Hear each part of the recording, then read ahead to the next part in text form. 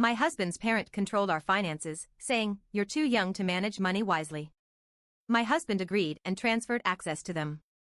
I smirked, opened my laptop, and said, "Funny, because I just transferred something too."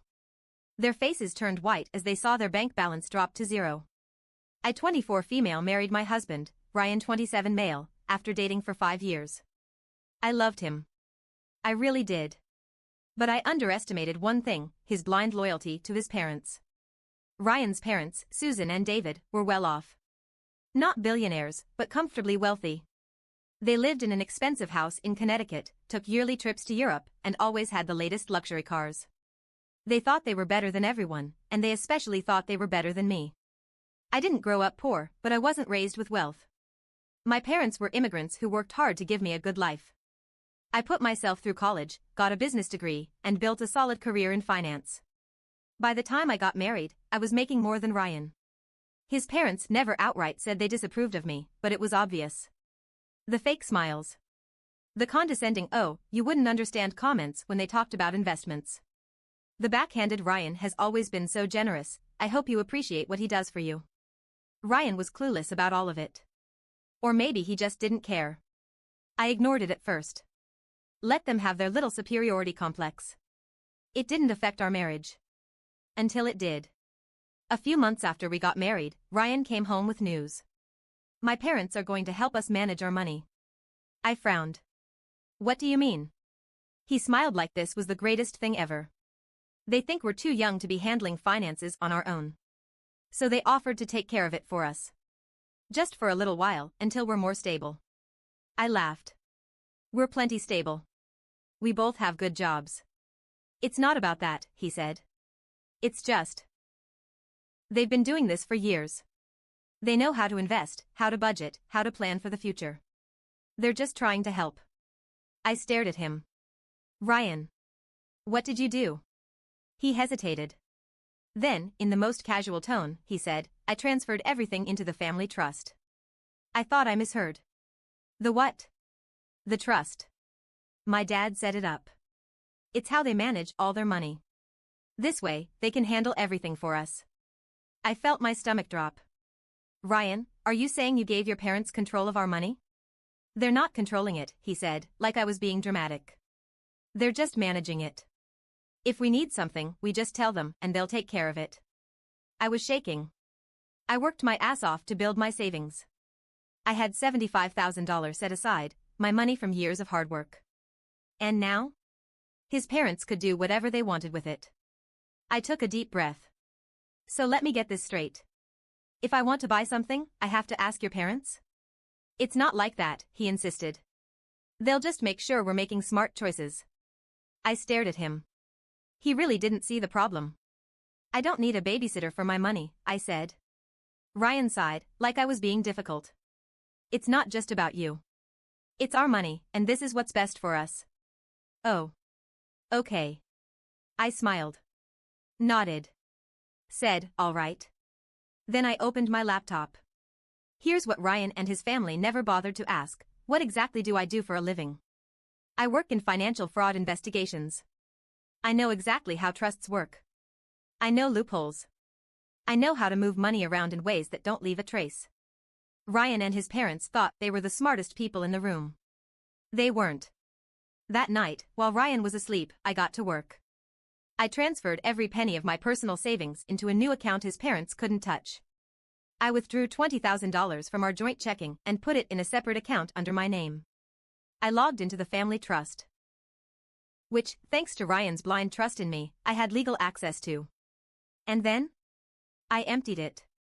The next morning, I was drinking my coffee when Ryan's phone rang. It was his mother. Screaming. Something was wrong with the accounts. Money was missing. Ryan looked confused. "That doesn't make sense," he said, opening his banking app. His face went pale. I took a sip of my coffee and smiled. He looked at me, eyes wide. What happened?" I shrugged. "Oh. That? I just transferred something too." Silence. His parents were yelling through the phone. Ryan put them on speaker. "You had no right to do this," his dad shouted. I raised an eyebrow. You mean, you had no right to take control of my money? His mother's voice was shrill. You don't understand how finances work, sweetie. You've made a huge mistake. I laughed. I actually laughed out loud. Susan, I said, voice sweet as honey. I work in financial fraud. You really think I don't understand how money works? Dead silence. I leaned forward. Let me explain something to you. Since I never legally signed over control, your access to that trust was invalid. Ryan's dad sputtered. We have lawyers, go ahead, I said. Take me to court. Explain to a judge how you stole my money and expected to get away with it. More silence. Then, his dad tried a new tactic. You don't want to start a war with us. I smiled. Oh, David. I already did. Ryan finally found his voice. I trusted you, he whispered. I looked at him. Really looked at him. You trusted them, I corrected. And you let them take everything from me. His face crumpled. I took another sip of coffee. I wasn't done yet. Ryan sat there, gripping his phone like it could somehow undo everything. His parents were still on speaker, breathing heavily on the other end. The shock hadn't worn off yet. I waited. Let them stew in it. Then, Susan's voice broke through the silence, sharp as a knife. You stole from us. I laughed. You mean the way you stole from me? David, who was always the calmer one, spoke next. This is not how families handle things. We were looking out for you both. We were being responsible. I leaned back. Oh, is that what you were doing? And when exactly were you planning to let us have access to our own money again? Silence. That's what I thought. Ryan finally snapped out of it and turned to me, voice shaking. What did you do with the money? I shrugged. Moved it somewhere safe. Somewhere they can't touch it. David's voice went dark. You put us in a very difficult position, young lady. I almost rolled my eyes at the young lady comment. He still thought I was some clueless girl who didn't know how the world worked. So I dropped the real bombshell. I also spoke to a lawyer. Ryan flinched. His parents stopped breathing. What? Susan finally asked. I smiled. Turns out, transferring joint marital assets into a trust without both spouses signing off? Not legal. I could practically hear Susan clutching her pearls. You wouldn't, David said. Oh, I would, I said cheerfully. And guess what else I learned? Since Ryan handed over control of our finances without my consent, and you two started moving things around, I could make a very strong case for financial abuse. Ryan paled. That's exactly what it is, I cut in. You took my money without asking. Your parents had full control over what I could and couldn't spend. That is the definition of financial control. And guess what the court hates? No one spoke. Abusive in-laws. For a few seconds, no one said anything. Then, David spoke, his voice carefully measured. I think we should all calm down and talk about this privately. No thanks, I said. I like an audience. Ryan ran a hand through his hair, panic all over his face. We need to fix this. We can't go to court. I tilted my head. Why? Worried about something? His parents went silent. And that's when I knew. They weren't worried about the money. They were worried about what I might find if I dug deeper. Susan, who never shut up, was dead quiet. I clicked my tongue. There's something else, isn't there? Ryan swallowed. No, but I saw the way his fingers curled into fists. The way he avoided my eyes. Oh. Oh. I glanced at his parents' house of cards and gave it the gentlest little push. You know, I mused, I bet if I asked a forensic accountant to look into that family trust, they'd find some really interesting things. Susan actually gasped. David's voice turned ice cold. You don't want to go down that road. I grinned. That sounded a lot like a threat. Ryan stood up. All right, stop. Let's just talk.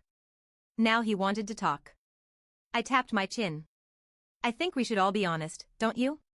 Maybe I should call a lawyer right now. I wonder what we'd find in Daddy's trust fund. David finally snapped. This is our business, not yours. You made it mine when you stole from me, I shot back. And now I really want to know why you're panicking. Ryan's parents were smart.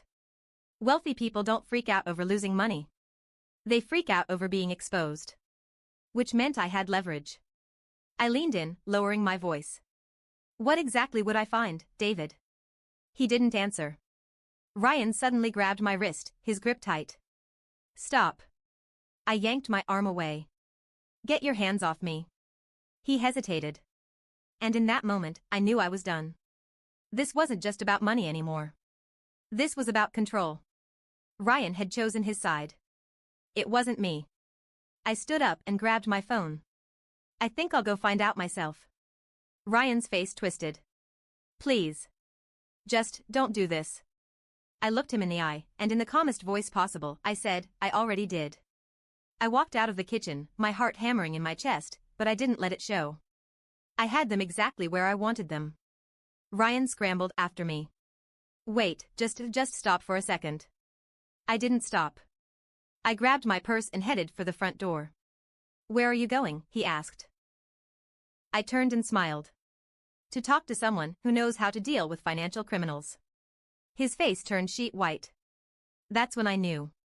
It wasn't just a guess. There was something shady going on in that family trust. And Ryan knew. His hands were shaking. Just don't tell anyone, okay? Just give me a chance to fix this. Susan was still shrieking through the phone, demanding to know what was happening. David had gone completely silent, which was even worse. I could hear him thinking, calculating. I put my hand on the doorknob. Ryan, I said, tilting my head, is there something you want to tell me?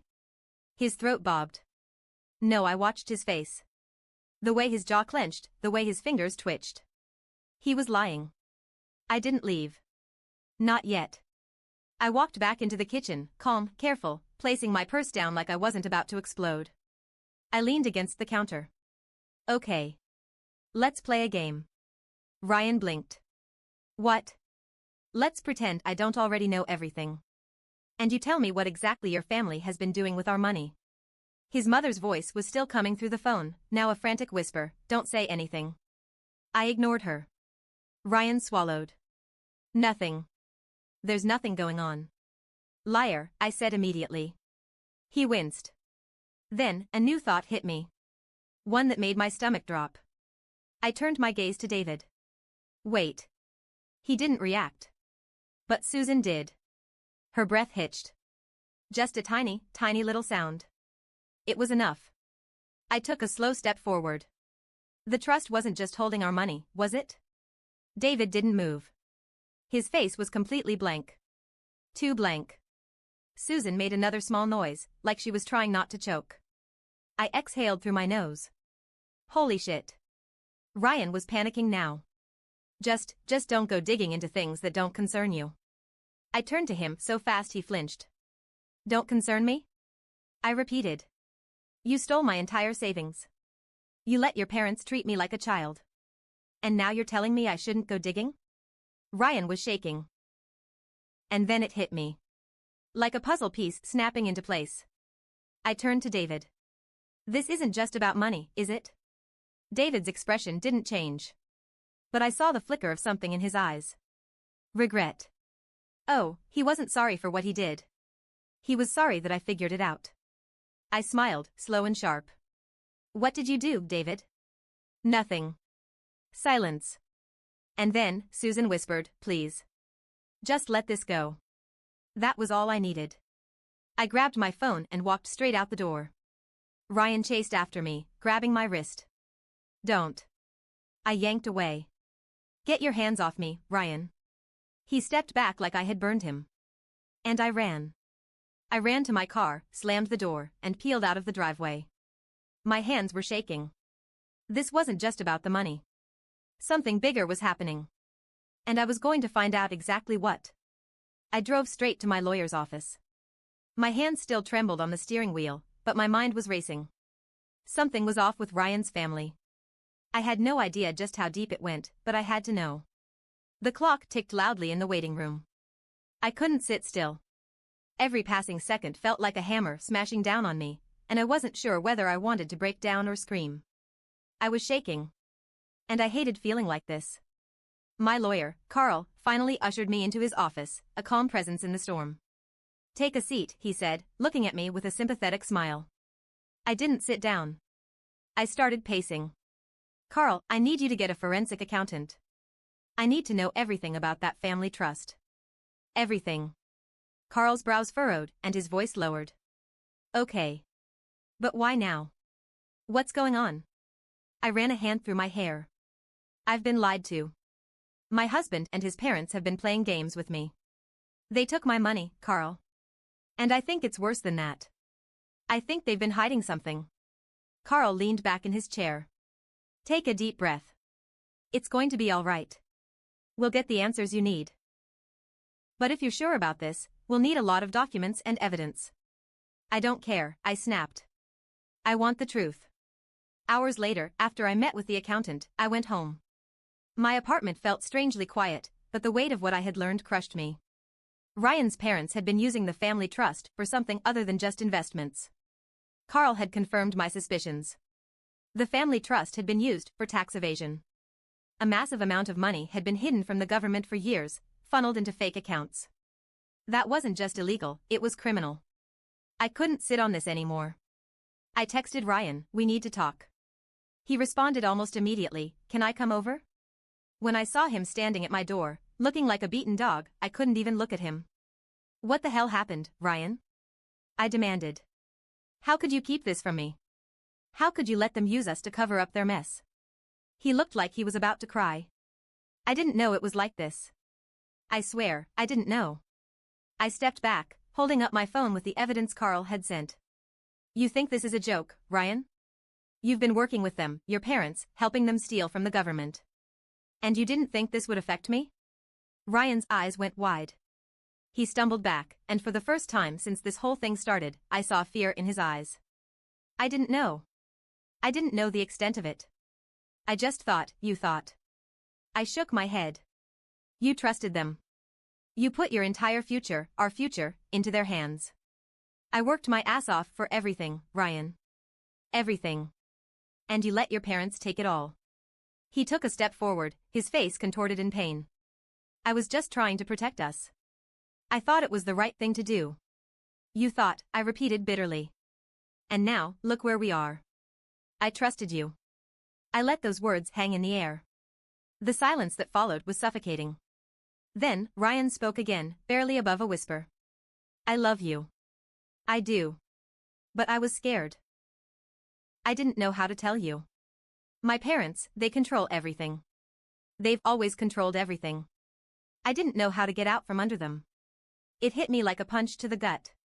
So, you've been living in their shadow, letting them decide everything for you? Even our money? Tears started to fill his eyes, but I didn't care anymore. I couldn't. I was beyond that. You let them ruin everything, I said, voice shaking. I'm not some little girl you need to protect, Ryan. I don't need their help. I'm not your project. I'm your partner. But you never saw me that way, did you? Ryan sank to his knees. I'm so sorry.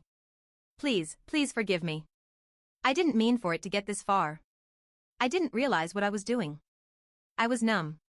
His apologies didn't mean anything anymore. You're sorry, I whispered. But sorry doesn't fix this. It doesn't fix the fact that I trusted you, both of you, and you threw that trust away for your parents.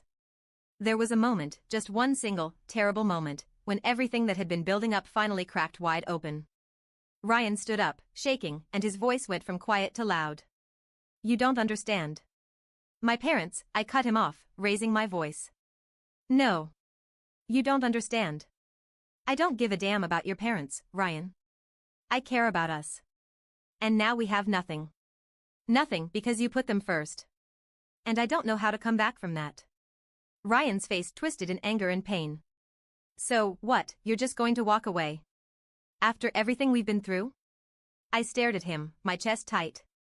You don't get it, do you? You let them control everything, and you let me be a part of their game. Now you want me to just pretend that's okay? I don't want you to leave me, he said, his voice cracking. But there was nothing left. The trust had been shattered, and no apology could fix it. You already made that decision for me, Ryan, I said, voice cold. You decided I wasn't good enough to make the decisions for us. And now you want me to be the one who fixes everything? Ryan collapsed onto the couch, burying his face in his hands. He was sobbing, and honestly, I felt nothing. I didn't want to feel anything. I walked to the door and opened it slowly. I need to be alone. He didn't move. He didn't even look up. As I stepped out into the hall, I could hear him calling my name, but I didn't stop. I didn't turn back. The truth hit me like a wrecking ball. I didn't need to fix him. I didn't need to make his choices for him anymore. I was done. The next day, I contacted a financial investigator. The truth about the family trust would come out, and so would the criminal activity. The authorities would be involved. But that was no longer my problem. I didn't feel relief. Not yet. Not completely. But I felt a sense of finality that I hadn't before. Ryan's parents tried to reach me multiple times. But I blocked their numbers. As for Ryan? He tried to apologize, tried to tell me how he'd fix things, but I could see the truth now, he couldn't fix this. I would. And I was better off doing it on my own. I didn't need a man who would let someone else decide how my life should go. I didn't need anyone who couldn't see me as an equal. It took months for the pieces to fall into place. But they did. I moved forward. Ryan, however, was left behind, stuck in his family's web of lies, with no one left to blame but himself. And in the end, I knew this was my win. I had taken control back. All of it.